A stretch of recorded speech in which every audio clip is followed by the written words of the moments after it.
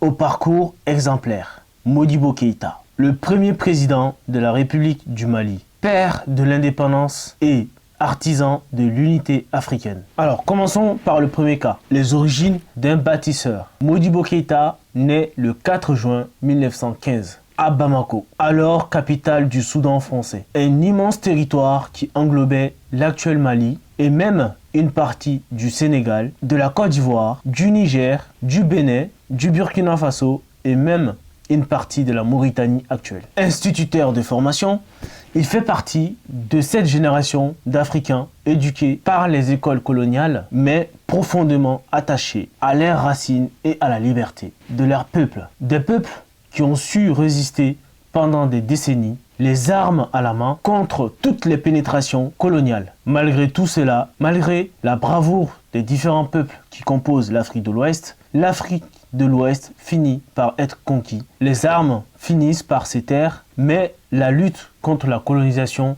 continue sous d'autres formes. Les moyens pour lutter changent et s'adaptent. Ainsi, très tôt, Modibo Keïta s'engage dans les mouvements politiques et syndicaux, convaincu que l'émancipation des Africains passe par l'unité de l'Afrique. Deuxième partie, RDA et la lutte pour l'indépendance. Dans les années 1940, Modibo Keïta rejoint le Rassemblement démocratique africain, RDA, un vaste mouvement anticolonial fondé à Bamako en 1946 sous la présidence de Félix Houphouët-Boigny, père fondateur de la Côte d'Ivoire. Le RDA, c'était plus qu'un parti.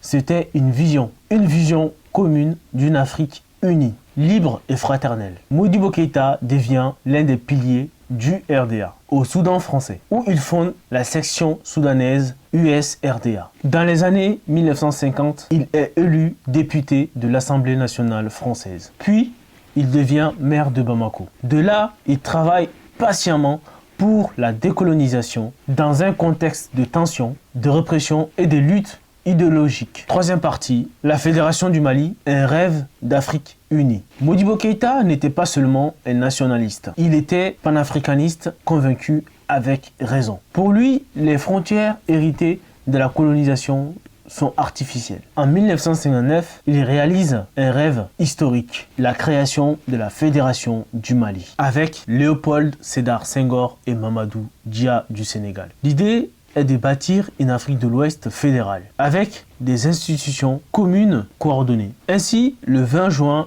1960, la Fédération du Mali proclame son indépendance. Mais quelques mois plus tard, des divergences politiques et des désaccords entre Bamako et